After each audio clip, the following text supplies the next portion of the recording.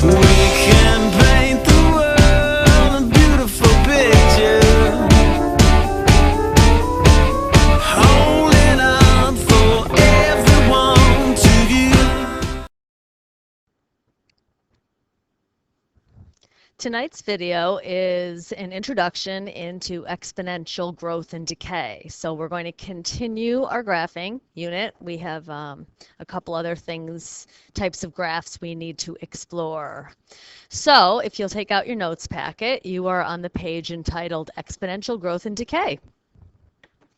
The first thing I'd like you to do is to take a look at the first three problems and sketch what you think those graphs look like. Now remember, you can always use a table of values to approximate what you think the graph would look like. So pause here and if necessary, plug in some values, easy values, that might help you to sketch these graphs. So please pause and do this on your own. The first graph you should know is a line. Okay, so this is a line right through the origin. The y-intercept is the origin, and it's basically evenly sloped upwards. Okay, I'm going to put an arrow here because I know it doesn't have one. All right, so this is y equals x. The second graph is a parabola, and it's your most basic parabola, and it's going to look kind of like this. Okay? Y equals x squared.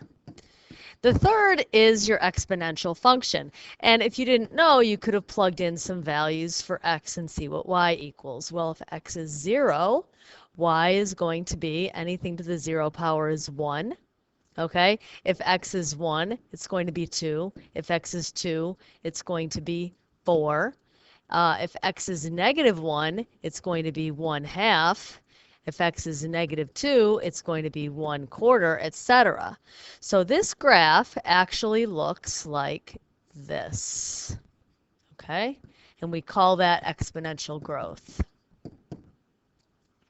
An exponential function is of the form y equals a times b to the x power. Okay? So there might be a coefficient there and there might not. One thing you want to keep in mind, and it's down here, is remember your order of operations. So we're always taking that b to the x and then multiplying it by our coefficient. This is a new word for you. This word is asymptote.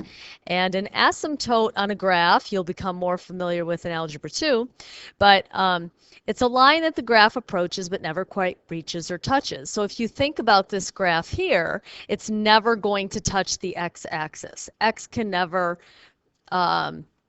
be 0. Okay, or y can never be 0. You're never going to get y to be 0 in that equation. All right, if x is 0, obviously we had that y is 1. But you're never going to be able to have a value for x that's going to give you a value for y of 0. Okay, so the asymptote is the line y equals 0.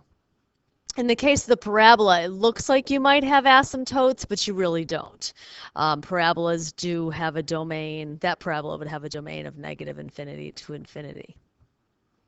All right, so here they're going to tell you what they want your domain to be, and we are going to graph the functions. So the first thing you're going to do is create a table for x and y.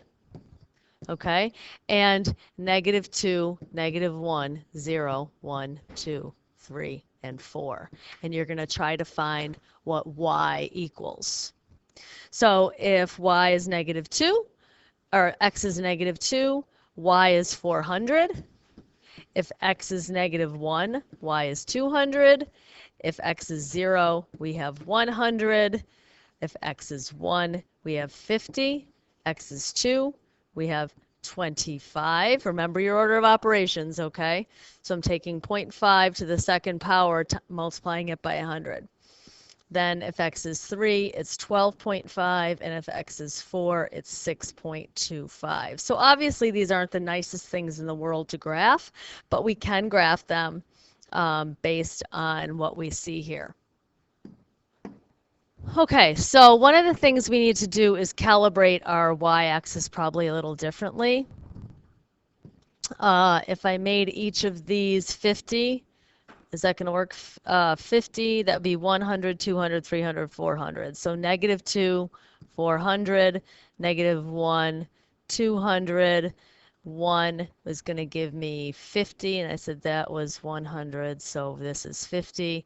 2 is 25, so it's going to kind of go in here, and as you can see, it gets really hard to graph. So at 3, I'm at 12.25 way down here. It's hard to do on the smartboard, but it's hard to do on regular graph paper as far as that goes. But it kind of goes like this, and that's going to be the graph of y equals 100 times 0.5 to the x. So knowing that, why don't you try the next one on your own? Pause it here and see what you can graph. All right, so I made a table, and my x and y values were -2.25, -1.5, 0 is 1, 1 is 2, 2 is 4, 3 is 8, and 4 is 16. Okay, so I would graph those, and I get something like it crosses here, and let's see, what did I use here? At 3, yeah, I just used regular, so 3, 2, 4, 6, 8. So it really slopes up, kind of like that. Okay, so hopefully yours is similar. 1 times, and you don't need that 1 there if you're asking that question. Okay, so if you look at b in each of these functions, we can make a connection to the value of b and whether the graph shows exponential growth and decay. All right, so in this case, a times b to the x. This isn't b like y-intercept. This is my a times b to the x. All right, so here, in this case, this is decay. And what do we see about this value? This value is less than 1. Okay, so when b is less than 1, the graph descends, and it means we have exponential decay. When b is greater than 1, in the case of the second graph you see here, this 2, this is exponential growth. And you'll notice that b is greater than 1, so we have an ascending graph. Sorry, I'm writing really messy here. And that means exponential growth. Okay? So if we take a look at the next page, it gives us a general formula for growth and decay. Okay, A is the initial amount, R is the rate, and X is time. And you're going to see how this works. It looks very complicated, but I think with a few examples you'll begin to understand, okay? Notice that they're very similar formulas. Growth is a sum and decay is a difference. There are many real-world applications of growth and decay. The most commonly used are populations, bacteria growth, radioactive substances, temperature, credit payments, compound interest. There's also radioactive substances is decay. We'll see a few problems as we go on. So first of all, we want to guess the shape of the graph and then check it by graphing it on your calculator. And you can just use that exponent key to get to where you would put the x in as an exponent. Okay, so just use that little caret top thing. So in the first one, that's going to be, it's something times 4 to the x. Well, that's going to be growth because that's a positive b. Okay, 1 times 4 to the x. And this one's 0.25 to the x, so that's a decay. And you could graph those on your calculator, and you will see that this one is a high sloping line like that, and that's going to be, actually, I think it's even more severe than that graph. So I figured I would show you a little bit. To graph this, you would just go into your graphing menu, and that's going to be like y equals, it's just saying f of x equals, and I could do, that one graph asked me to do 4 to the x, so that's going to be 4, and then you use this little caret top, and then X, and then enter. Okay, and that's what that graph's going to look like. Or I could go back and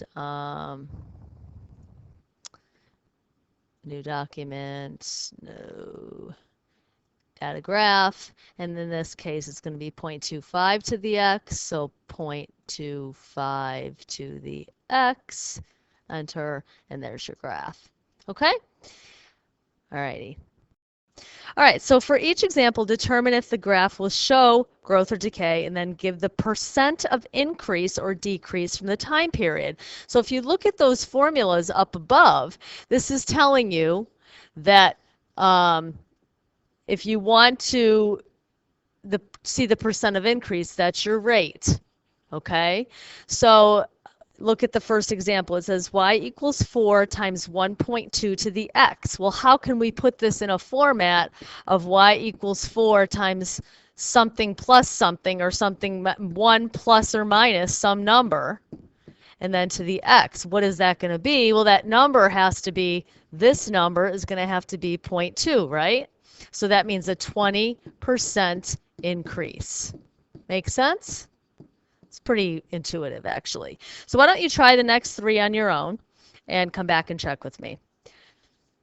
So number 2, it's going to have to be, this number here is going to have to be 1 plus or minus something. Well, if I think about that, it would have to be 1 minus 0.75 to get 0.25, right? So that's 25% decay, or sorry, 75% decay to get the 25 there. That's 75% decay. Number 3, 1/2. Well, that's the same thing as 0.5, right? That's 8 times 0.5 to the x. Well, 0.5 to the x would have to be a decay of 50%. And then 2 to the x would have to be 1 plus 1, or growth of 100%. Remember, we're in percents here. Oops, a little spotty marker there.